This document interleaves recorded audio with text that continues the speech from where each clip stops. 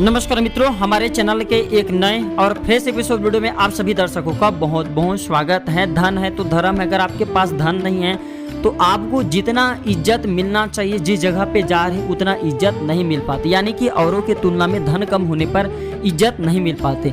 आज मैं आप लोगों को सबसे सरल आसान विधि बताऊंगा कि किस प्रकार से आप भी अपने धन में बढ़ोतरी कर सकते हैं, माँ लक्ष्मी की कृपा प्राप्त कर सकते हैं। छोटे से बिना पूजा पाठ से मैं आप लोगों को बताना चाहूँगा। छोटे छोटे ऐसे चीज़ हैं जिसे रखने से हमारे दरिद्रता समाप्त होती हैं, इस वीडियो में बताने वाला हूँ। क्योंकि माँ लक्ष्मी को तंत्र विधि से प्रसन्न करना बहुत ही आसान है। अगर आप उसे शास्त्र विधि से प्रसन्न करना चाहेंगे तो शायद संभव नहीं है, लेकिन तंत्र विधि से माँ लक्ष्मी की कृपा प्राप्त करना, प्रसन्न करना बहुत ही आसान है। तो अपने फायदे के लिए वीडियो को पूरा जरूर देखना।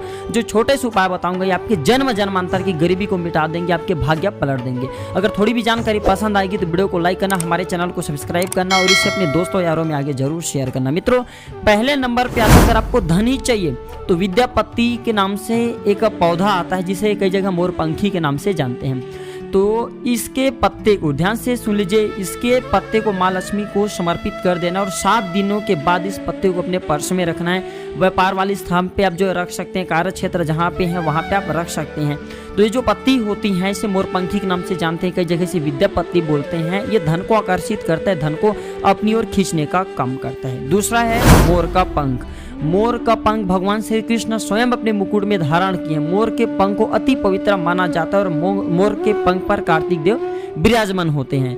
और मोर की जो पंख होता है, अगर मैं बताना चाहूँगा आयुर्वेद की दृष्टि से देखा जाए तब ये बहुत ही ज़्यादा बेनिफिट पहुँचाता है, शरीर के बहुत सारे रोगों को हरता है। और अगर तंत्र दृष्टि से बताना चाहूँगा तो मित्रों, जो मोर पंख होता है ये धन को खींचने का काम करता है, धन को आकर्षित करता है। अगर आप अपने पर्स में मोर पंख रखते हैं तो ये धन में वृद्धि करने का काम करते हैं।